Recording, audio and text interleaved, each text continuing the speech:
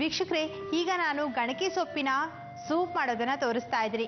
ಈ ಹಿಂದೆ ನೀವು ನಾನು ಮಾಡಿರುವಂಥ ಸೂಪ್ಗಳನ್ನು ಕಲ್ತ್ಬಿಟ್ಟು ಮನೆಯಲ್ಲಿ ಟ್ರೈ ಮಾಡಿದಿರಾ, ಟೇಸ್ಟ್ ಆಗಿದೆ ಅಂತ ನಮಗೆ ತಿಳಿಸಿದ್ದೀರಾ. ಹಾಗೆ ಇವತ್ತು ನಾನು ಆರೋಗ್ಯಕರ ಅಡುಗೆಯಲ್ಲಿ ಗಣಕಿ ಸೊಪ್ಪಿನ ಸೂಪ್ ಮಾಡೋದನ್ನ ಹೇಳ್ಕೊಡ್ತಾ ಇದ್ದೀನಿ. ತುಂಬ ಜನರಿಗೆ ಗಣಕಿ ಸೊಪ್ಪಿನ ಮಹತ್ವ ಗೊತ್ತಿರೋದಿಲ್ಲ ಅನ್ಸುತ್ತೆ. ಗಣಕಿ ಸೊಪ್ಪಿನ ಮಹತ್ವ ಎಷ್ಟಿದೆ ಅಂದರೆ ಅದನ್ನು ತಿನ್ನೋದ್ರಿಂದ ಕಣ್ಣಿಗೆ ತುಂಬ ಒಳ್ಳೆಯದು. ಹಾಗೆ ಅದರಲ್ಲಿ ಹೆಚ್ಚಾಗಿ ಕಬ್ಬಿಣದ ಅಂಶ ಇರುತ್ತೆ. ಹಾಗೆ ನಿಮ್ಮ ದೇಹದ ಆರೋಗ್ಯ ಅಸ್ಥಿರತೆ ಇದ್ದಾಗ ಈ ಗಣಕಿ ಸೊಪ್ಪನ್ನು ಹೆಚ್ಚಾಗಿ ಬಳಸಬೇಕು. ನಿಮ್ಮ ದೇಹ ಗಟ್ಟಿಮುಟ್ಟಿಯಾಗಿ ಇರುತ್ತೆ.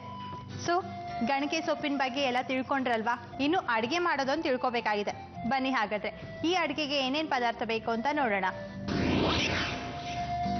ಗಣಕಿ ಸೊಪ್ಪು, ಬೆಣ್ಣೆ, ಮೆಣಸು, ಕಾರ್ನ್ಫ್ಲೋರ್, ಉಪ್ಪು, ಹೆಸರು ಕಾಳು, ಬೆಳ್ಳುಳ್ಳಿ, ಸೋಯಾ ಸಾಸ್. ವೀಕ್ಷಕರೇ, ಈಗ ನಾನು ಆರೋಗ್ಯ ಅಡುಗೆಯಲ್ಲಿ ಗಾಣಕಿ ಸೊಪ್ಪಿನ ಸೂಪ್ ಮಾಡೋದನ್ನ ತೋರಿಸ್ತಾ ಇದ್ದೀನಿ. ಫಸ್ಟು ಗ್ಯಾಸ್ ಆನ್ ಮಾಡಬೇಕು. ಪ್ಯಾನ್ಗೆ ಸ್ವಲ್ಪ ನೀರು,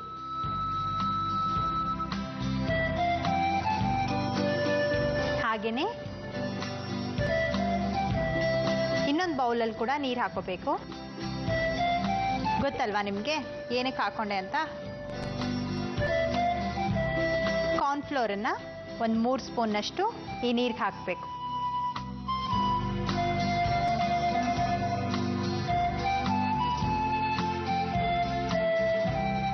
ಗಾಣಕಿ ಸೊಪ್ಪಿಗೆ ಇನ್ನೊಂದು ಹೆಸರಿದೆ ವೀಕ್ಷಕರೇ, ಕಾಶಿ ಸೊಪ್ಪು ಅಂತ. ಹಾಗೆ ಗಾಣಕಿ ಸೊಪ್ಪನ್ನು ನಾವು ಸೇವಿಸೋದ್ರಿಂದ ಆರೋಗ್ಯಕ್ಕೆ ಏನೆಲ್ಲ ಲಾಭ ಇದೆ ಅಂತ ಹೇಳ್ತೇನೆ ಕೇಳಿ. ಮೇನ್ ಆಗಿ ಈ ಸೊಪ್ಪನ್ನು ಸೇವಿಸೋದ್ರಿಂದ ಮೌತ್ ಅಲ್ಸರ್ ಕೂಡ ಕಡಿಮೆ ಆಗುತ್ತೆ. ಹಾಗೆ ಕಣ್ಣಿಗೆ ಒಳ್ಳೆಯದು. ಇನ್ನು ಸಾಧಾರಣ ಸೊಪ್ಪುಗಳಲ್ಲಿ ಕಬ್ಬಿಣದ ಅಂಶ ಹೆಚ್ಚಾಗಿರುತ್ತೆ. ಹಾಗೆಯೇ ಈ ಸೊಪ್ಪಲ್ಲಿ ಕೂಡ ಕಬ್ಬಿಣದ ಅಂಶ ಹೆಚ್ಚಾಗಿದೆ. ಹಾಗೆ ಹೊಟ್ಟೆಯಲ್ಲಿ ಏನಾದರೂ ಹುಣ್ಣಾಗಿದ್ರೆ ಅದು ಕೂಡ ವಾಸಿಯಾಗುತ್ತೆ. ಇನ್ನು ಮೇನ್ ಆಗಿ ಪಿತ್ತ ನಿವಾರಕ ಇದು. ಅದಕ್ಕೋಸ್ಕರ ಇವತ್ತು ಆರೋಗ್ಯಕರ ಅಡುಗೆಯಲ್ಲಿ ಗಾಣಕಿ ಸೊಪ್ಪಿನ ಸೂಪ್ ಮಾಡೋದನ್ನ ತೋರಿಸ್ತಾ ಇದ್ದೀನಿ.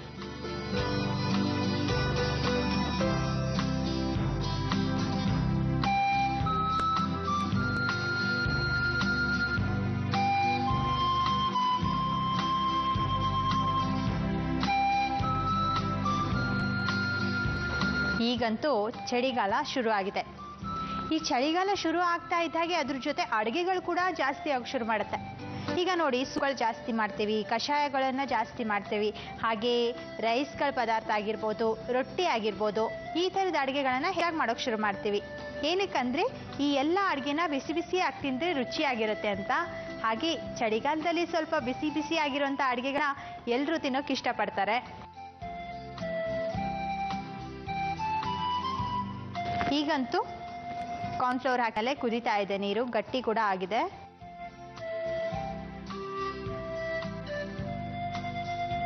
ಈಗ ಎಕ್ಸ್ಚೇಂಜ್ ಆಫ್.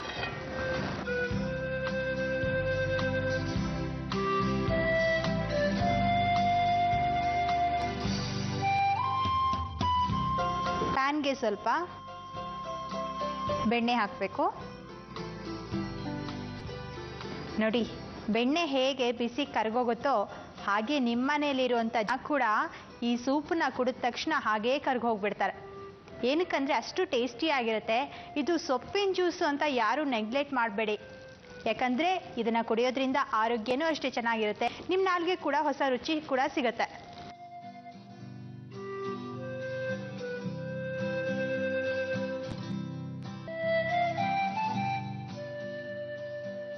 ಹೆಸರು ಕಾಳನ್ನು ಹುರಿತಾ ಇರ್ತೀರಲ್ಲ, ಆಗಾನೆ ಬೆಳ್ಳುಳ್ಳಿ ಕೂಡ ಹಾಕಿಬಿಡಬೇಕು. ಇಲ್ಲಾಂದರೆ ಫಸ್ಟು ಬೆಣ್ಣೆಗೆ ಬೆಳ್ಳುಳ್ಳಿ ಹಾಕಿಬಿಟ್ಟು ಫ್ರೈ ಮಾಡಿ ಆಮೇಲೆ ಹೆಸರು ಕಾಳು ಹಾಕಿ.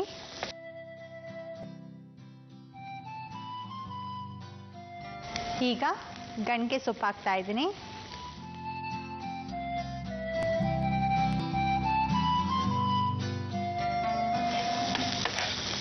ನೋಡಿ, ಮನೇಲಿ ಏನಾದರೂ ಹುಷಾರಿಲ್ದವ್ರಿದ್ರೆ ಅವು ನಾವು ಎಣ್ಣೆ ಪದಾರ್ಥ ಆಗಿರ್ಬೋದು, ಖಾರದ ಪದಾರ್ಥ ಆಗಿರ್ಬೋದು, ಇದ್ಯಾವುದು ಕೊಡೋಕ್ಕಾಗ್ತಾ ಇರಲ್ಲ. ಹಾಗೆ ನೀವು ಸೊಪ್ಪಿನ ಪಲ್ಯ ಮಾಡಿದರೂ ಕೂಡ ಸರಿಯಾಗಿ ಕೊಡೋಕ್ಕಾಗಲ್ಲ ಕೆಲವೊಂದು ಸರಿ. ಅದ್ರ ಬದಲು ಈ ರೀತಿ ಸೊಪ್ಪಿನ ಸೂಪ್ ಮಾಡಿಕೊಟ್ರೆ ಅವರ ಆರೋಗ್ಯನೂ ಬೇಗ ಸುಧಾರಿಸುತ್ತೆ. ಹಾಗೆ ಅವರು ಕೂಡ ಇಷ್ಟಪಟ್ಟು ಇದನ್ನು ಸೇವಿಸ್ತಾರೆ. ನೋಡಿ ಹುರಿದಿದ್ದಾಗಿದೆ.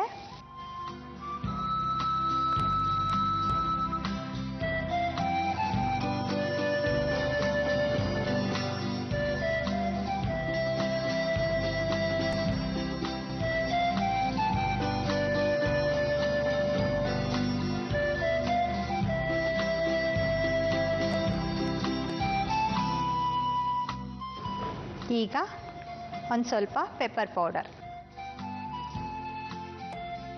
ರುಚಿಗೆ ತಕ್ಕಷ್ಟು ಉಪ್ಪು, ಹಾಗೆ ಸ್ವಲ್ಪ ಸೋಯಾ ಸಾಸ್ ಕೂಡ ಹಾಕ್ಬೋದು.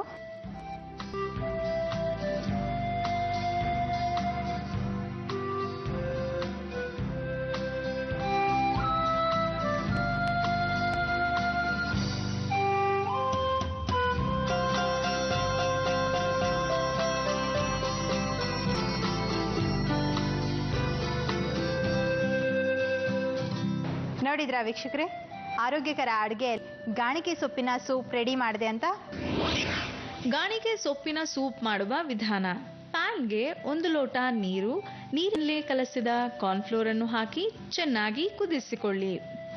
ತವಕ್ಕೆ ಸ್ವಲ್ಪ ಬೆಣ್ಣೆ, ಮೊಳಕೆ ಬಂದ ಹೆಸರು ಕಾಳು, ಬೆಳ್ಳುಳ್ಳಿ, ಗಾಣಿಗೆ ಸೊಪ್ಪನ್ನು ಹಾಕಿ ಚೆನ್ನಾಗಿ ಫ್ರೈ ಮಾಡಿಕೊಳ್ಳಿ. ಈಗ ಪ್ಯಾನ್ಗೆ ಹುರಿದ ಮಿಶ್ರಣ, ಪೆಪ್ಪರ್ ಪೌಡರ್, ಉಪ್ಪು, ಸೋಯಾ ಸಾಸ್ ಅನ್ನು ಹಾಕಿ ಕುದಿಸಿದ ನಂತರ ಸರ್ವಿಂಗ್ ಬೌಲ್ನಲ್ಲಿ ಹಾಕಿ ಗಾಣಿಗೆ ಸೊಪ್ಪಿನ ಸೂಪ್ ಅನ್ನು ಸರ್ವ್ ಮಾಡಿ.